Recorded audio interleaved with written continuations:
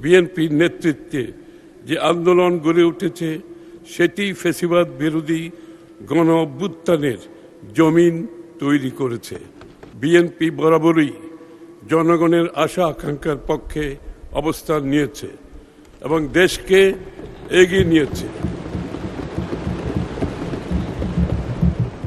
দেশ ও জনগণের প্রতিটি ক্রান্তিলগ্নে শহীদ প্রেসিডেন্ট জিয়াউর রহমান এবং পরবর্তীতে দেশনেত্রী বেগম খালেদা জিয়ার নেতৃত্বে বিএনপি বরাবরই জনগণের আশা আকাঙ্ক্ষার পক্ষে অবস্থান নিয়েছে এবং দেশকে এগিয়ে নিয়েছে।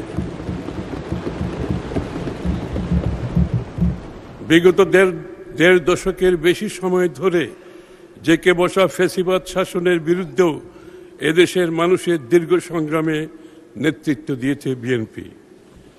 2016 সালের ভিশন 2030, 2022 সালের রাষ্ট্র মেরামতের 27 দফা এবং 2023 সালের যুগপৎ আন্দোলনের 31 দফার ভিত্তিতে বিএনপির নেতৃত্বে যে আন্দোলন গড়ে উঠেছে সেটি ফ্যাসিবাদ বিরোধী গণ অভ্যুত্থানের জমিন তৈরি করেছে। এই জমিনের উপর দাঁড়িয়েই সংগঠিত হয়েছে 2024-এর ঐতিহাসিক ছাত্র জনতার গণ অভ্যুত্থান। মাননীয় প্রধানমন্ত্রী তারেক রহমানের নেতৃত্বে রাজনীতি ও রাষ্ট্র ব্যবস্থার সংস্কার, মেরামত ও রূপান্তরের 31 দফার পথ ধরে বিএনপি গণ অভ্যুত্থানের আকাঙ্ক্ষাকে ধারণ করে আরও সম্প্রসারিত প্রস্তাব জুলাই জাতীয় সনদে উপস্থাপন করেছে। আমরা যে জুলাই জাতীয় সনদ স্বাক্ষর করেছি সেটা অক্ষরে অক্ষরে বাস্তবায়ন করার ঘোষণাও ইতিমধ্যে তিনি জাতির সামনে দিয়েছেন।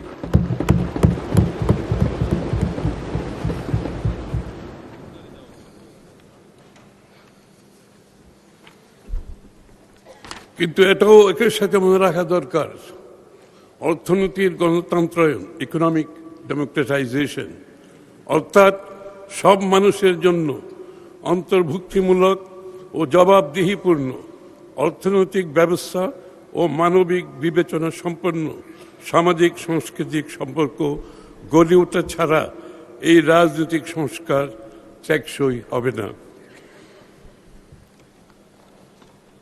মানুষের জন্য নিরাপদ, সমৃদ্ধ, মর্যাদাশীল জীবন নিশ্চিতকরণে সরকারের অভিপ্রায়ের একটি প্রতিফলন। মাননীয় স্পিকার, আগেই উল্লেখ করেছি, ফ্যাসিবাদী শাসনামলে অর্থনৈতিক নীতি পরিকল্পনায় বৃহত্তর জাতীয় স্বার্থকে জলাঞ্জলি দিয়ে ক্ষুদ্র দলীয় ও গোষ্ঠীগত দুরভিসন্ধি ছিল প্রধান প্রবণতা। ফলে একদিকে দেশের খেটে খাওয়া মানুষের কষ্টার্জিত অর্থ সম্পদ দুর্নীতি দুর্বৃত্তায়নের মাধ্যমে মুষ্টিমেয় লুটেরাদের হস্তগত হয়েছে এবং বিদেশে পাচার করা হয়েছে।